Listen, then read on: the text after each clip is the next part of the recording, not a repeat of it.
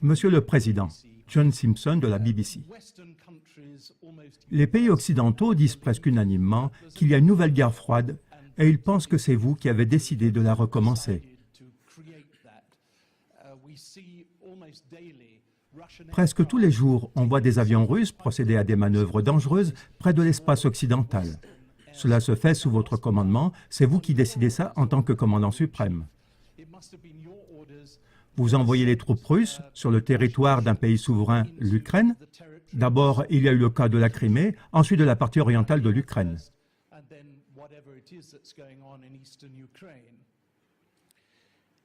Maintenant, vous avez un certain problème avec le cours du rouble. Vous allez avoir besoin de l'aide, de la compréhension et du soutien d'autres pays, et notamment des pays occidentaux. Est-ce que vous allez profiter de cette occasion pour dire à l'Occident, si je puis me permettre de poser cette question, que vous ne souhaitez pas une nouvelle guerre froide et que vous allez maintenant faire tout votre possible pour résoudre le problème en Ukraine? Merci.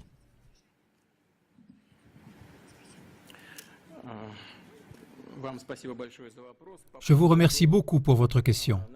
Tout d'abord, en ce qui concerne les exercices militaires, les manœuvres aériennes et l'expansion de nos forces armées. Vous avez dit à l'instant que la Russie a considérablement contribué à la tension qu'on voit actuellement dans le monde.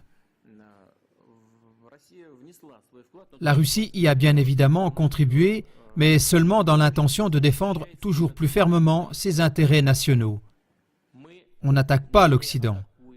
Je veux dire attaquer dans le sens politique. On n'agresse personne. On ne fait que défendre nos intérêts. Le mécontentement de nos partenaires occidentaux, notamment des Américains, est lié au simple fait que nous défendons nos intérêts. L'augmentation de la tension n'est pas liée à nos manœuvres militaires ou à d'éventuelles actions menaçantes de notre part dans le domaine de la sécurité. Je m'explique. Vous avez parlé des vols de nos avions de combat, y compris des vols de nos avions stratégiques. Mais est-ce que vous savez qu'au début des années 1990, la Russie a complètement arrêté les vols stratégiques dans les régions éloignées, comme l'Union soviétique le faisait auparavant?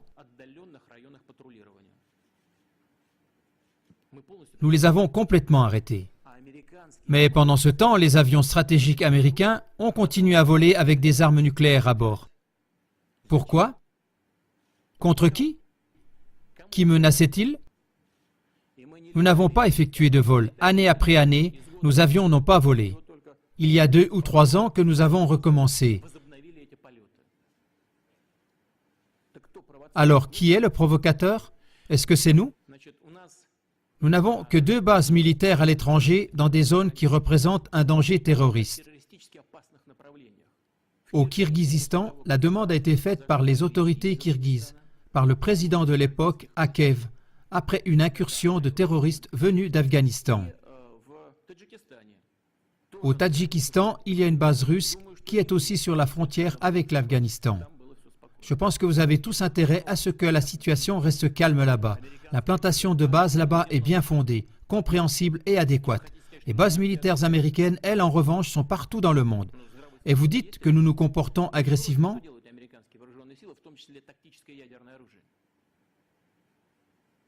Le bon sens, il est où? Que font les forces américaines en Europe avec leurs armes nucléaires pré-stratégiques? Qu'est-ce qu'elles font là-bas? Écoutez, le budget de la défense russe pour l'année prochaine a augmenté. L'équivalent en dollars, pour ne pas dire une bêtise, c'est à peu près 50 milliards de dollars. Et le budget militaire du Pentagone dépasse le nôtre de 10 fois, 575 milliards de dollars. Le Congrès l'a accordé dernièrement. Et vous voulez dire que nous menons une politique agressive? Il faut quand même garder son bon sens, n'est-ce pas? Est-ce que c'est nous qui avançons nos bases militaires près des frontières des États-Unis ou d'autres États? Qui est celui qui fait avancer les bases de l'OTAN toujours plus près de nous? Qui est celui qui laisse avancer vers nous l'OTAN et les infrastructures militaires? Ce n'est pas nous. Quelqu'un nous écoute-t-il à ce sujet? Y a-t-il un dialogue qui a lieu avec nous? Non, ce n'est pas du tout le cas. On nous dit toujours la même chose. Ce n'est pas votre affaire. Chaque pays a le droit de choisir sa méthode pour garantir sa sécurité. Alors bon, nous allons donc faire la même chose. Pourquoi on nous interdit ça? Et j'en ai déjà parlé. Qui a résilié unilatéralement le traité du système de défense antimissile, qui était sans aucun doute à l'époque une des pierres angulaires des plus importantes dans tout le système de sécurité internationale? Est-ce que c'est nous? Non, ça a été fait par les États-Unis de façon unilatérale. Les USA nous menacent. Ils déploient ces éléments de la défense antimissile non seulement en Alaska, mais aussi ici en Europe, en Roumanie, en Pologne, tout près de nos frontières. Et vous voulez dire que nous menons une politique agressive? La question de savoir si nous voulons des relations sur un pied d'égalité avec l'Occident? Oui, bien sûr, mais seulement à condition que nos intérêts nationaux soient respectés, aussi bien dans le domaine de la sécurité que dans le domaine de l'économie. Pendant environ 19 ans, nous avons négocié l'entrée de la Russie à l'OMC. Nous avons dû faire énormément de concessions pour cela. Et tout le temps, on a pensé qu'il s'agissait d'accords vraiment solides, inébranlables. Je ne veux pas dire qui a tort ou qui a raison dans ce conflit ukrainien. Je pense que c'est notre position qui est la bonne. Mais laissons ça de côté. J'en ai parlé déjà plusieurs fois et je pense que nos partenaires occidentaux ont tort en ce qui concerne la crise ukrainienne. Donc, nous avons adhéré à l'OMC. Là, il y a des règles commerciales solides. Ces règles ont été violées. Les règles du droit international ont été violées et les règles de la Charte des Nations Unies ont été violées lorsque des sanctions économiques illégitimes et unilatérales ont été infligées à la Russie. Est-ce de nouveau nous qui avons tort? Nous voulons entretenir des relations tout à fait normales avec l'Occident dans le domaine de la sécurité, dans la lutte contre le terrorisme, dans le domaine de la non-prolifération des armes nucléaires. Nous voulons collaborer dans le domaine de la lutte contre la drogue, contre le crime organisé et pour la prévention des maladies infectieuses, y compris le virus Ebola. Tout cela, nous allons le faire ensemble, y compris dans le domaine économique, si nos partenaires occidentaux veulent bien.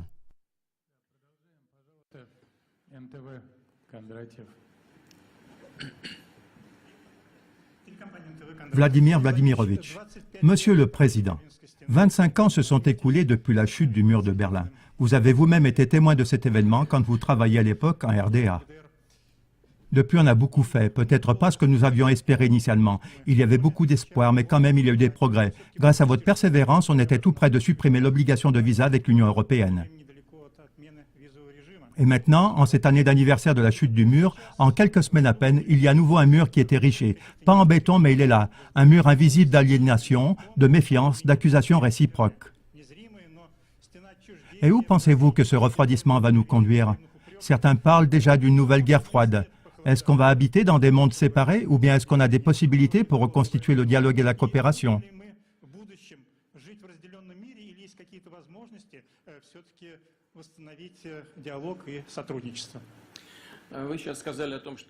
Vous avez parlé de la chute du mur de Berlin et actuellement on voit que de nouveaux murs sont en construction. Donc je réponds à cette question et j'espère que sur ce sujet vous serez d'accord avec moi.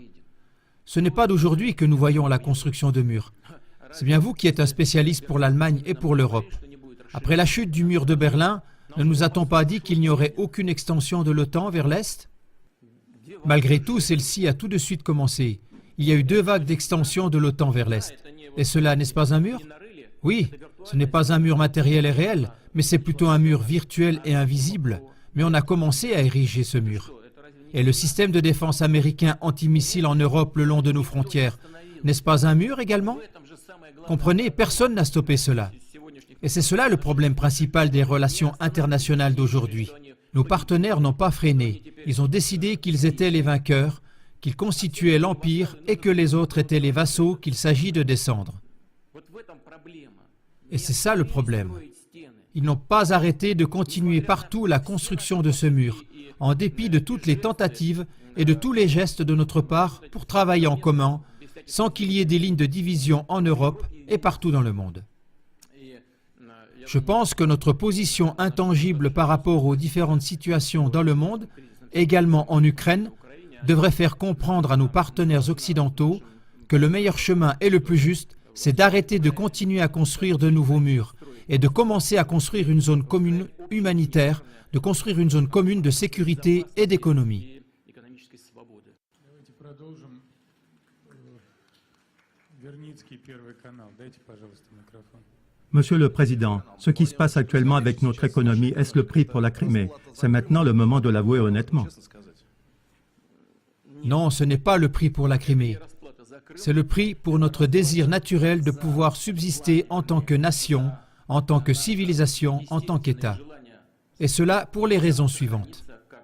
Tout à l'heure, lorsque j'ai répondu à la question de votre collègue qu'après la chute du mur de Berlin et l'effondrement de l'URSS, on s'est totalement ouvert à nos partenaires occidentaux.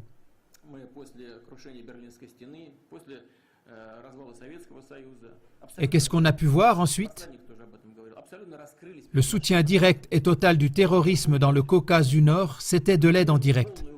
Comprenez-vous? C'est ainsi qu'agissent les partenaires?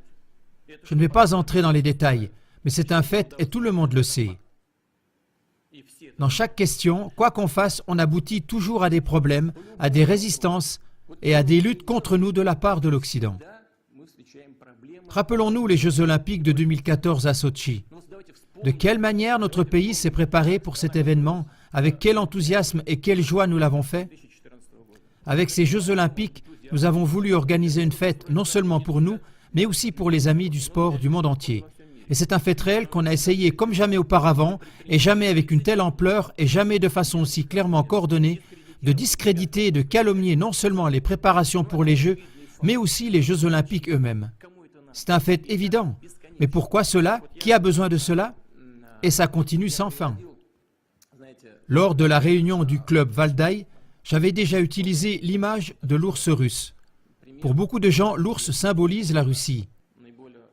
À ce moment-là, j'avais comparé la Russie à l'ours qui protège sa taïga.